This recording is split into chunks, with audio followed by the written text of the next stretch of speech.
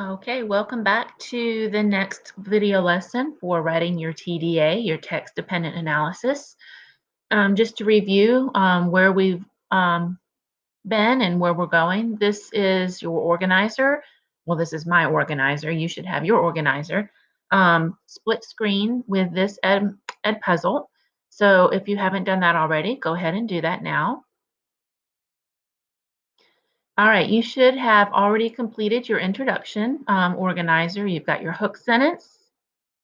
You have your book summary and your thesis sentence.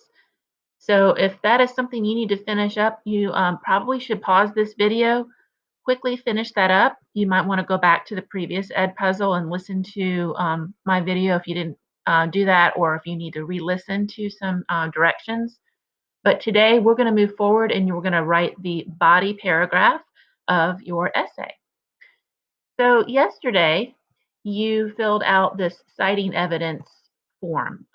You may have done this on paper or you may have done it digitally. You're going to need that today because you're going to cite the evidence that you collected in your body paragraph. So if you don't have that out or pulled up on your Chromebook, go ahead and do that now also.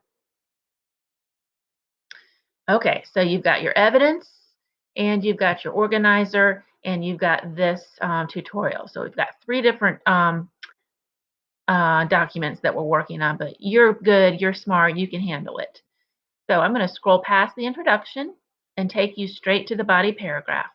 And I'm going to do this the same way I taught you the introduction. I'm just going to walk you through the parts of it. I'm going to share some examples that I wrote, so it'll give you an idea of what you should be writing for your TDA. The body paragraph is one long paragraph. It's going to have a topic sentence or topic sentences. It's going to have evidence. Those are the direct quotes that you found from the book yesterday. I would like you to choose two of those to put in your paragraph. And then you're going to have explanation or analysis. This is where you are talking, basically, you're sharing your thoughts on paper. You're writing down your thinking about the evidence that you chose and how that evidence supports your theme that you've selected also. And then the last part is the closing sentence. Okay, so there's four parts to the body paragraph. You have the topic sentence, cited evidence, and we're going to cite two pieces of evidence, analysis, that's your thinking, and then the closing sentence. So I'm going to start with the topic sentence. So remember, your theme, whether it's family, courage, or making good choices, has a topic, okay? So you're going to choose that topic and you're going to write a sentence that's just kind of a general overview of what this paragraph is going to be about. And in my example, I chose courage. And I'm going to focus on Kenny because I think Kenny learned some valuable lessons about courage, which is the theme. So I'm going to find some examples of how Kenny shows courage, and I'm going to talk about that. That's how my body paragraph is set up. So my topic sentence, because the whole paragraph is about Kenny showing courage, is Kenny shows courage in this novel. It's very simple, right to the point. So you're going to want to write your topic sentence, focusing in on your topic and which character you're probably going to be focusing on. Okay. And then I elaborate a little bit. I go in and talk about what I mean by that. I say at first, he is not confident in himself.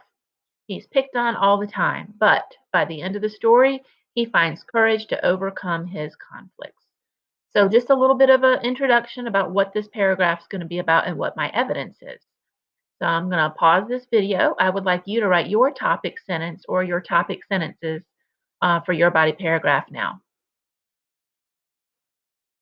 All right, we're going to move on to the evidence. Now, this shouldn't be hard. You did the hard work yesterday when you went to the book and you found evidence. So all you have to do is you have to pick two pieces of evidence that you think are really, really good pieces of evidence that prove your theme is true, your big lesson from the story. And you have to quote it directly. You have to, what I mean by that is you have to copy it word for word, and you have to put quotes around it and the page number. That's what citing means, is when you include the page number with the evidence. So here's how I put mine together. I put for example, and that is a really good transition phrase. When you're getting ready to give a piece of evidence, you want to say for example, or that's one way to do it. There are other transitions, but that's a good one to start with. I said, for example, Kenny runs into the church where his sister Joetta is when he learns a bomb has gone off. He says, comma, quote, and I start the quote with a capital letter. I ran into the porch. I'm sorry, ran onto the porch and into the street. I was kind of surprised no adult stopped me from walking right into that church. End quote, parentheses, page 123, parentheses, period. Pay very close attention to how I just cited that. The quote, the end quote, in the parentheses, and then the period. Okay, you got to put that page number in, okay? And then here comes my second piece of evidence. Later in the book, Kenny explains, comma, quote, and here come the words that I wrote down. I smiled. Byron was very right about some things too. He was very right when he said I was too smart to believe in magic powers, to believe magic powers live behind a couch. End quote, parentheses, page 137, parentheses, then the period. Okay. So what I'd like you to do is um, write in your evidence, but make sure you put in like little transition phrases and introduce the evidence. Like, who is saying it? Is it Kenny that's saying it? Then you need to say Kenny says, or maybe it's a quote that Byron says something. Um, so you have to remember Kenny is narrating the story, so it could very well be Kenny says, whatever your quote is. So go ahead and include your two pieces of evidence, and then you can move on to the analysis part of your body paragraph. All right, so the analysis is very important because anyone can copy evidence from a book. Anyone can do that, but only you can analyze it. Your original thinking about the evidence. Now, this should be at least 3 to 5 sentences minimum, okay? No less than 3 to 5 sentences. So all I'm doing here is I'm just talking about why I chose that evidence and why it teaches the theme, okay? So remember, my quotes were about Kenny running to the church and Kenny coming out from behind the couch. He's showing courage. So I said, this evidence shows, and by the way, that's a really good phrase for you to use too. This evidence shows that Kenny is going to the church even though he knows a horrible event has just happened. It takes a lot of courage for Kenny to go there, even though he knows it could be a dangerous situation. Clearly, his love for his sister was enough to push him to go check on her. Kenny hides behind the couch for days after the bombing. With the help of his brother Byron, Kenny eventually finds the courage to come out and move forward with his life. It isn't easy. So I'm just kind of explaining why that evidence teaches the theme in my own words, 3 to 5 sentences. So I want you now to look at your evidence and talk about it. Why did you choose it? How is it important to teach the theme of the book? Okay.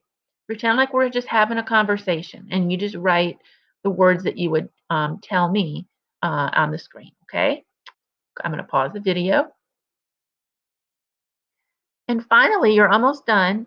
You're going to write your closing sentence. And this just is like a sentence, one sentence, maybe two if you want to. It just makes the paragraph feel finished. Okay. So remember, I wrote Byron was helping Kenny, where he eventually finds courage to come out and move forward with his life. It isn't easy. And then I end it with finding the courage within yourself can take time. But if we, quote, keep on stepping, like Byron says, it'll happen. So that just makes that paragraph feel finished. It's like putting the ribbon on a present, tying it up. And you want to tie up that body paragraph with a final sentence to make it feel finished. I'm going to let you write your closing sentence, and then I'm going to pause the video. Okay. If you need to go back and re-listen to any of this, that's why I record these videos so that you can listen to it again if you get lost or if you're having trouble. Make sure that you have a topic sentence or topic sentences.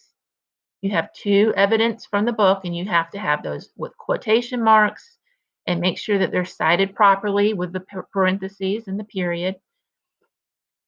Make sure that you've also said, like, for example, or you've introduced the quote. You've told me who said the quote, okay? And then you make sure your analysis is at least 3 to 5 sentences where you're talking about that evidence and why it's important to teach your lesson that you chose, and then a closing sentence. And if you've done that, you have written the body of your essay. Congratulations. And we only have one more paragraph to write. We'll do that another day. That will be the conclusion paragraph. Good job.